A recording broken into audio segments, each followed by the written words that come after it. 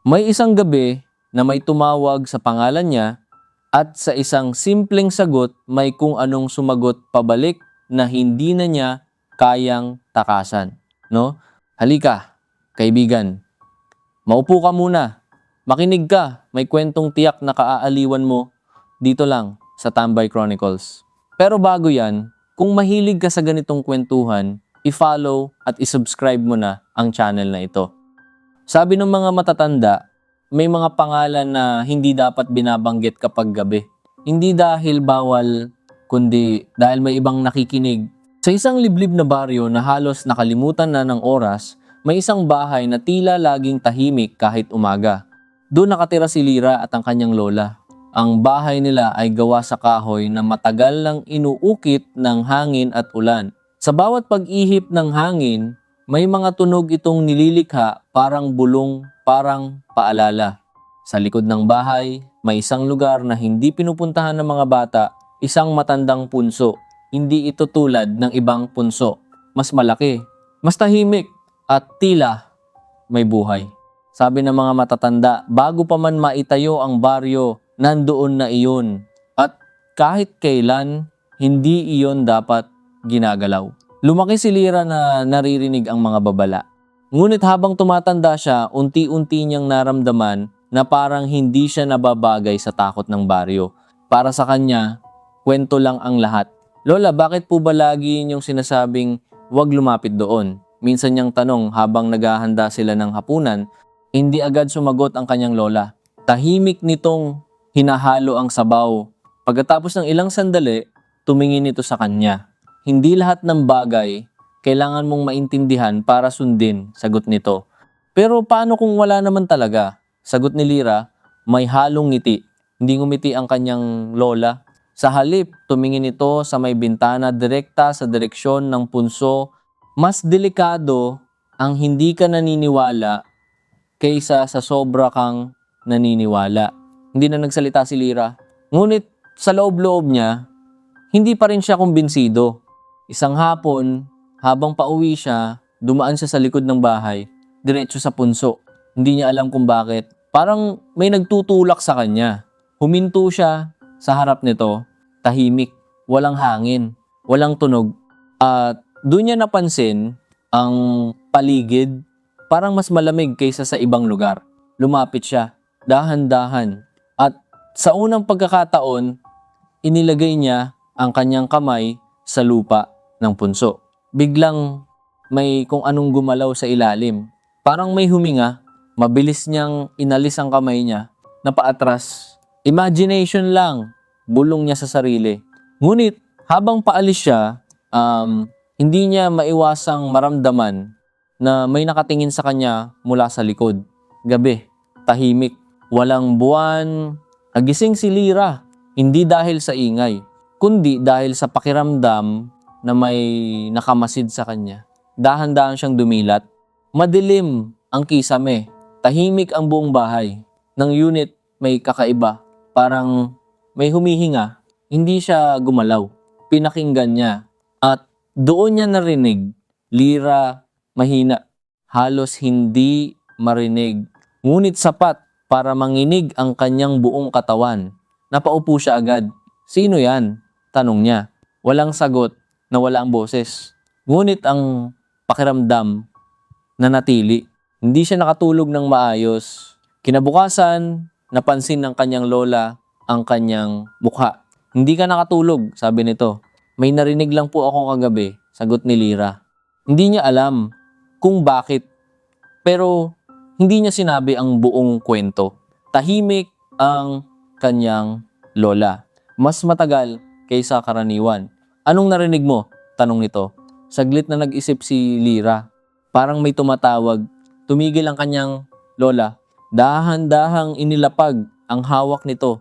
At sumagot ka ba? Hindi. Matagal na katahimikan. Pagkatapos, kapag narinig mo ulit, huwag mong papansinin. Hindi na nagtanong si Lira. Ngunit sa kanyang isip, bakit parang may mas alam ang kanyang lola. Hapon ulit. At muli, napadaan siya sa punso. Ngunit sa pagkakataong ito, hindi na siya nagdadalawang isip. Lumapit siya agad. Parang may humihila. Habang papalapit siya, napansin niyang may bakas sa lupa. Parang mga paa. Ngunit kakaiba, mahaba, at hindi pantay. Parang hindi sa tao.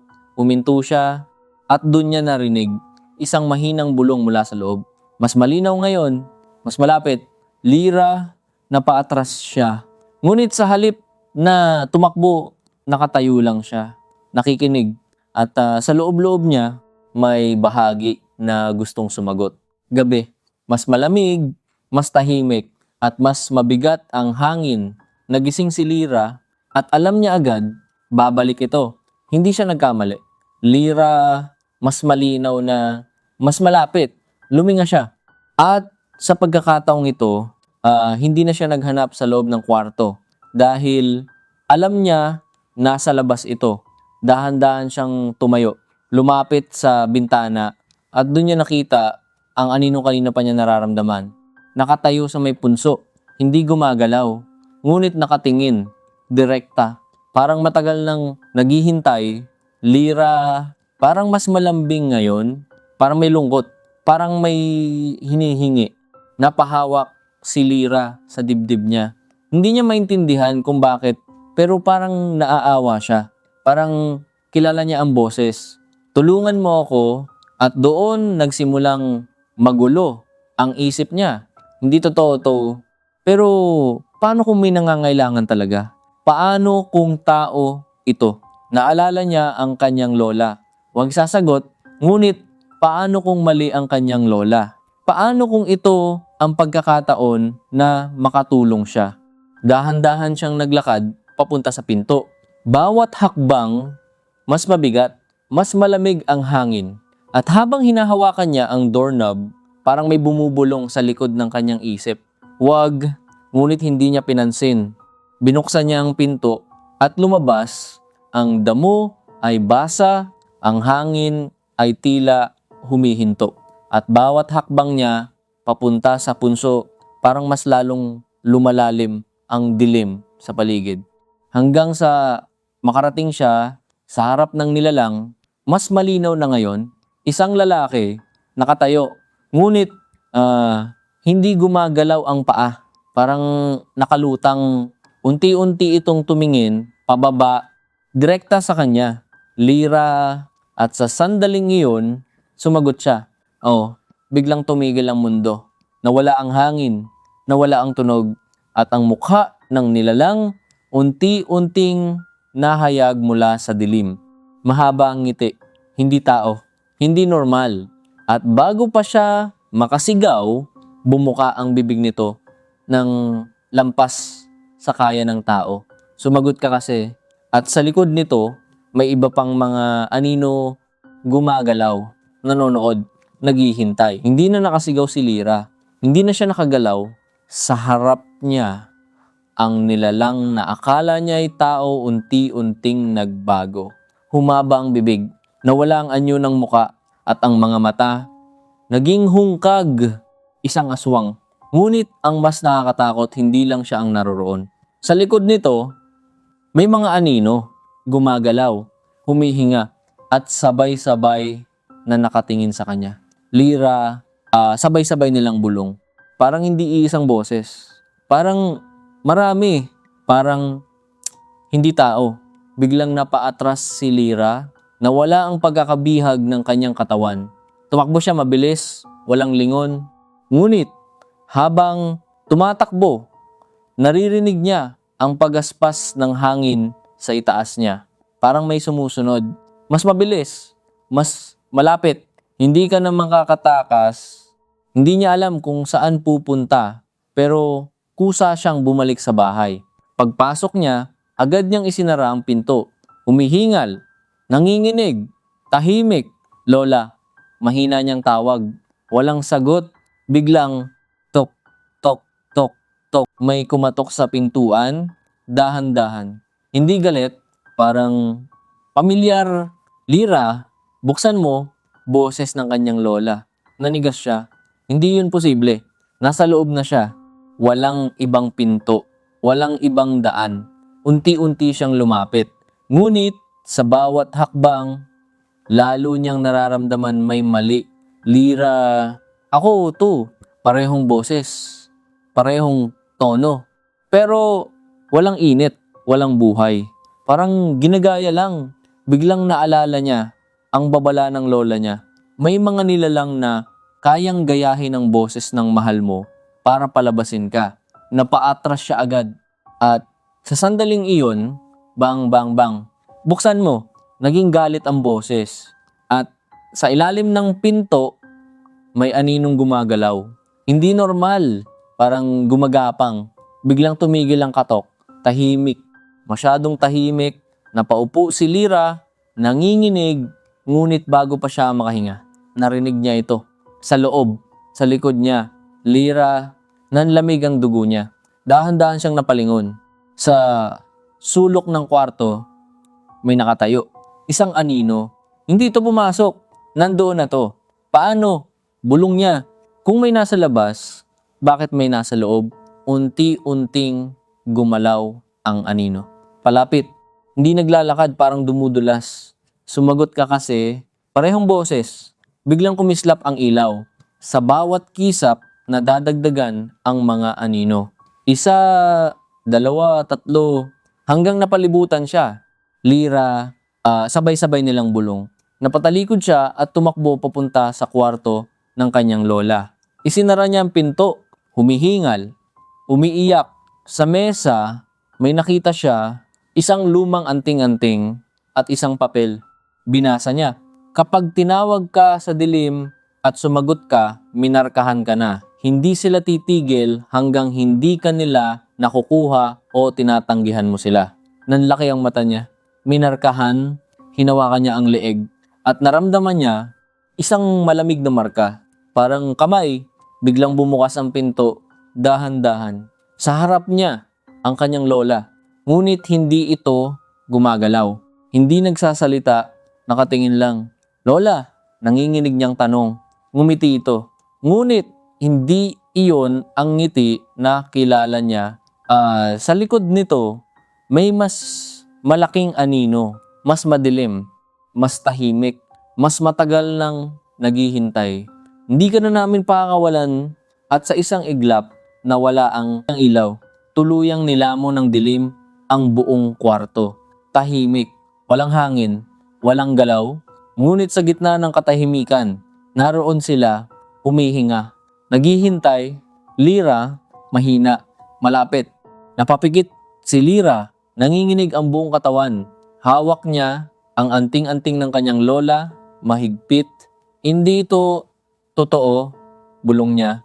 Ngunit sa loob-loob niya, alam niyang totoo ang lahat. Dahan-dahan siyang dumilat. At kahit walang ilaw, may nakikita siya. Mga hugis, mga anino, mga mata, marami, sobrang dami. Nakatayo sila sa paligid niya, hindi gumagalaw. Pero lahat nakatingin, parang hinihintay lang ang susunod niyang gagawin. At sa gitna nila, ang anyo ng kanyang lola. Ngunit hindi na ito ang kanyang lola. Unti-unti itong nagsalita. Alam mo na, hindi ka na makakatakas. Napaiyak si Lira. Bakit ako? Mahina niyang tanong. Biglang nagsalita ang mga anino sabay-sabay. Dahil sumagot ka, dahil pinili mong makinig. Dahil binuksan mo ang sarili mo. Napahawak si Lira sa kanyang ulo. Parang may bumubulong sa isip niya. Hindi lang sa labas, pati sa loob. Sumagot ka ulit. Kaunti lang. Hayaan mo kami. Napapikit siya. Pinilit niyang huwag makinig. Ngunit mas lumalakas ang boses. Mas malapit. Mas personal. Biglang uminit ang leeg ni Lira. Napahawak siya. At sa pagkakataong ito, nararamdaman niya na malinaw. May gumagalaw. Parang may dahan-dahang gumagapang sa balat niya. Unti-unti niyang hinaplos. At sa kanyang isip, nakita niya isang marka, parang kamay na nakabaon sa kanyang balat. Sa oras na sumagot ka sa amin ka na biglang bumukas ang alaala niya, ang kanyang lola, ang mga babala, ang mga salitang hindi niya pinaniwalaan. Kapag tinawag ka, huwag kang sasagot. Napamulat siya. Huminga ng malalim. At sa unang pagkakataon, hindi siya tumingin sa kanila. Sa halip, pumikit siya at pinili ang katahimikan. Lyra, mas malakas, mas galit, mas desperado. Sumagot ka, hindi siya gumalaw, hindi siya nagsalita. Lyra, umalingaw-ngaw ang sigaw sa buong paligid. Nanginginig ang lupa, gumagalaw ang mga anino. Papunta sa kanya, palapit ng palapit, ngunit nanatili siyang tahimik. Mahigpit ang hawak sa anting-anting, luha ang nakapikit at hindi sumasagot. At biglang tumigil, nawala ang boses, nawala ang presensya. Unti-unting bumalik ang ilaw. Mahina, mahinahon, tahimik. Dahan-dahan siyang dumilat. Wala na sila. Umaga na, naririnig niya ang mga manok, ang hangin, ang normal na buhay. Napahinga siya. Natapos na, bulong niya. Ngunit sa likod niya, may boses. Lyra, nanigas siya. Dahan-dahan siyang napalingon. Walang tao. Walang anino. Ngunit ang boses, nasa loob na. Hindi mo na kailangang sumagot, mahina, direkta sa isip niya. Dahil narito na kami. Unti-unting ngumiti si Lyra, ngunit hindi niya kontrolado. At sa kanyang mga mata, may kung anong gumalaw. Hindi na siya, sabi ng mga matatanda, huwag mong sasagutin ang tawag sa dilim. Dahil minsan, kahit tumahimik ka na, huli na,